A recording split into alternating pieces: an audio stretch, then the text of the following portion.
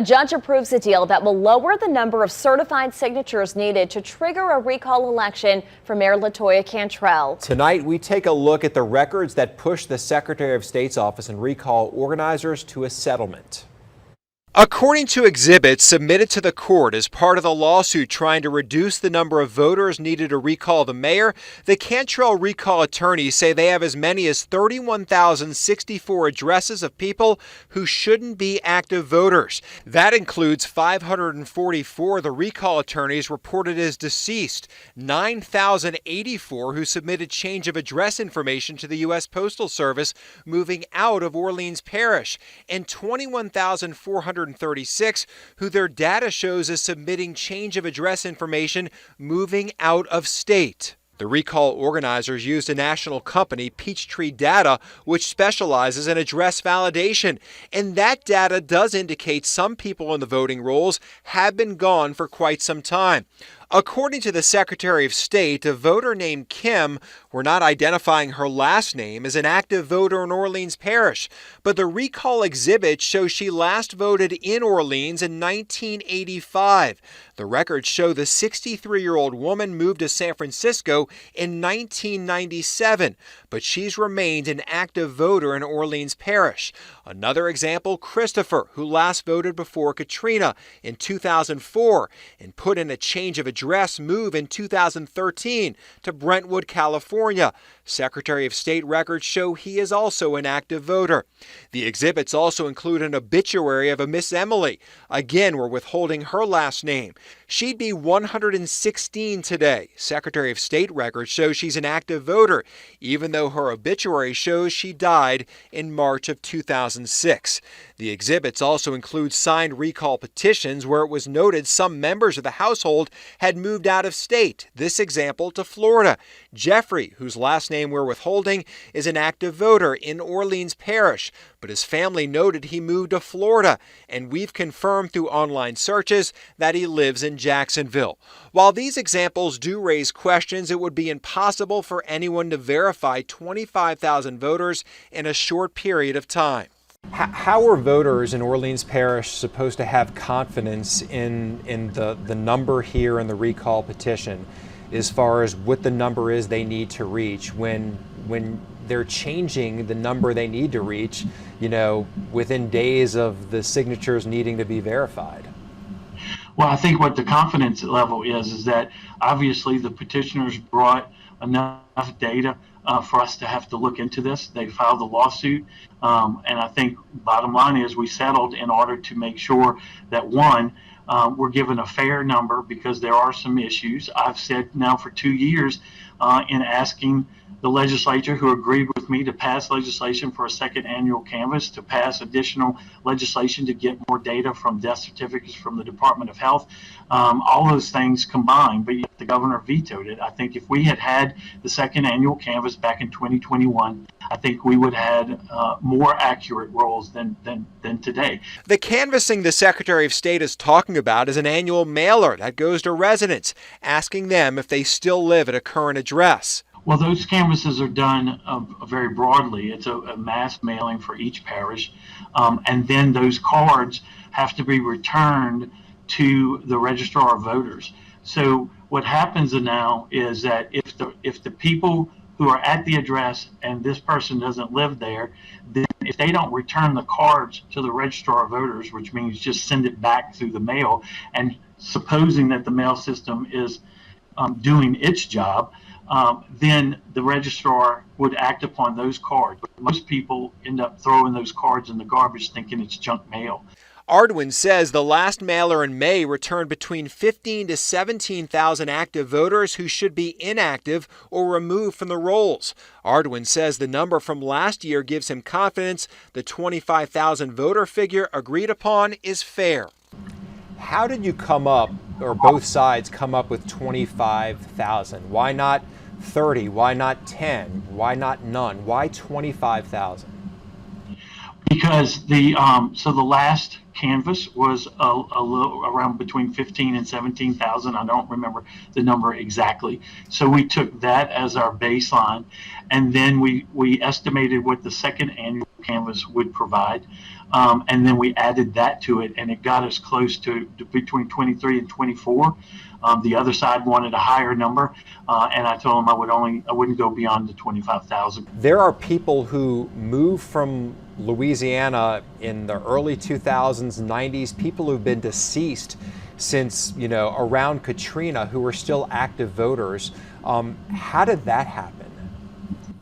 Well, the registrar has to work the data and the information that we provide from all of these reporting agencies.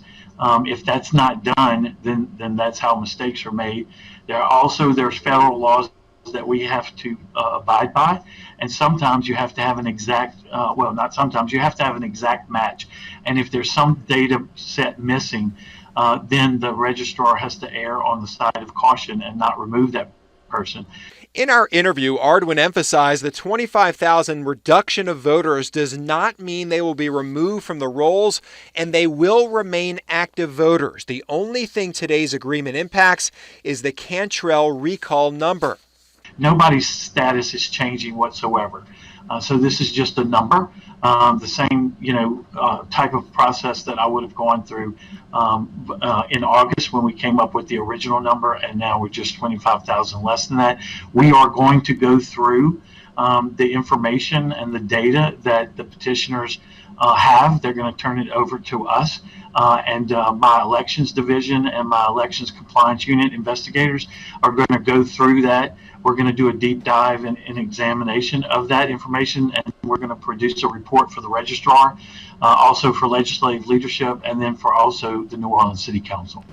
What you said, no one's getting moved. What was the exact wording you used there? No one's getting moved or changed? No one is being moved from active to inactive. No one's being removed from the voter list either. It's just a number by which we're basing the recall effort on. Okay, so even there's allegedly 500 or so deceased people, even them will not be removed right now from the voting rolls. It's just a calculation issue for the recall, and that's it? That's it. It's just a calculation for the recall. And then once we do a full examination of the information that the petitioners have put forth, then we'll make a report to the registrar for her to then act upon what we find. Those that are deceased, remove them. Ardwin is unsure if the legal battle will now end or if the mayor plans some type of legal action. Are you concerned about Mayor Cantrell, challenging this?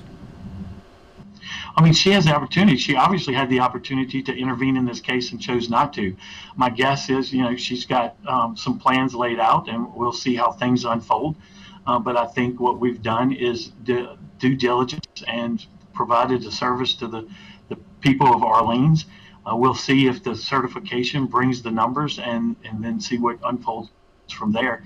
But I think a long drawn out case, I think, would have been a disservice to the people of Orleans.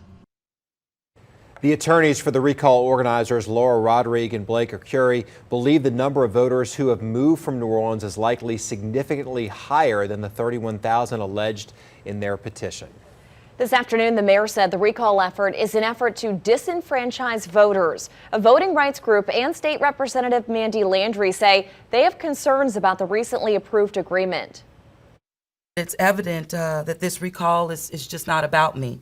It is about disenfranchisement of our voters, particularly black voters in this community. I'm glad that they're not pulling anyone off today, but I think that's a concern for the future. We certainly are, in several conversations, and I think that there will be a lawsuit that does come from these arguments. Anybody can sue for many issues. But one thing is abundantly clear.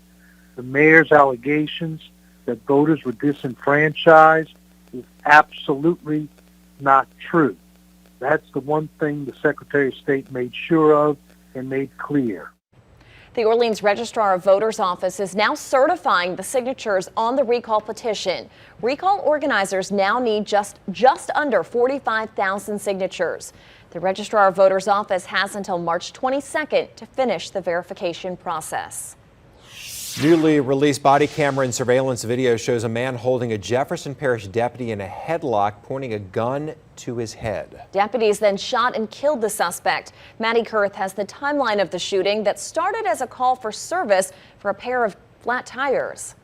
Put it down! Put it down! New video shows the moments before two Jefferson Parish Sheriff's deputies shot and killed Kevin Veal at a Brothers Food Mart in Terrytown early Saturday morning. We could be planning the funeral of heroes today for several of our deputies there on the scene, and luckily we're not. Sheriff Joe Lapinto says it started out as a series of 911 hang-ups. Sir? Sir?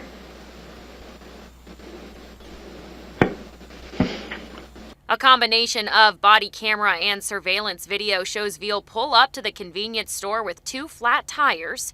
Lapinto says his deputies were calling him a tow truck when his behavior turned erratic. I feel like I'm trying to be, like I'm being kidnapped. Lapinto said his deputies didn't know the man had a concealed gun.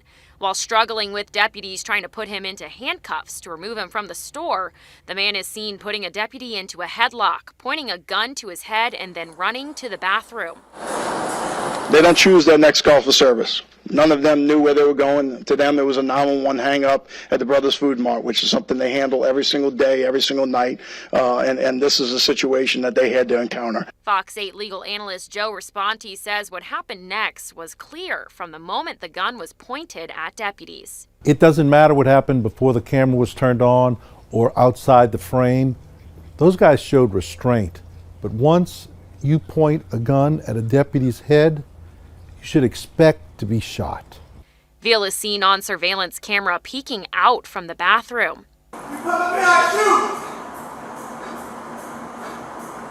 Put it down! Backup deputies come into the store to help, and screams can be heard as they try to reason with the suspect. Please drop the gun!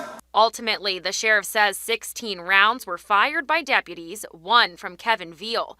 That moment caught on camera but will not be released by the sheriff's office until the investigation becomes public record. Initial toxicology reports show the presence of THC, methamphetamines, and amphetamines in Veal's system at the time of the shooting. Sheriff Lapinto says the deputies involved are back on the job. The parish coroner confirmed Veal's family had the right to hire a physician to sit in on the autopsy, but opted out. Meg Lee, back to you. All right, Maddie, one of the state's newest coastal projects is right in New Orleans' backyard. Tonight, in a special Coast in Crisis report, John Snell tells us it's designed to help knock down hurricane storm surge. Near the easternmost part of New Orleans, a pipe spits out new land. This new marsh along Highway 90 near the Wrigley's traveled 5,000 feet through the dredge pipe. Michaela Connor is the project manager for the Coastal Protection and Restoration Authority. This material is being pumped from a borrow area in Lake St. Catherine and piped and placed in this marsh creation area here. The project aims to shore up the New Orleans Land Bridge, a sliver of real estate that stretches from roughly Chef Pass to the Wrigley's. The $25 million in funding flows from a federal and state task force in charge of a pot of money set aside for coastal projects. Mostly this marsh was affected by tropical storms and hurricanes. That's how we've lost a lot of marsh in this area. Hurricane Katrina alone shredded 70 acres along the land bridge. The marsh here is also sinking, evidenced by Fort Pike, a piece of 19th century history that sits nearby, now crumbling and mostly encircled by water. The notion of saving the coast might seem a bit remote at times in New Orleans. After all, the average project might be an hour, 3 hours drive from the CBD. This coastal restoration effort brings the concept home.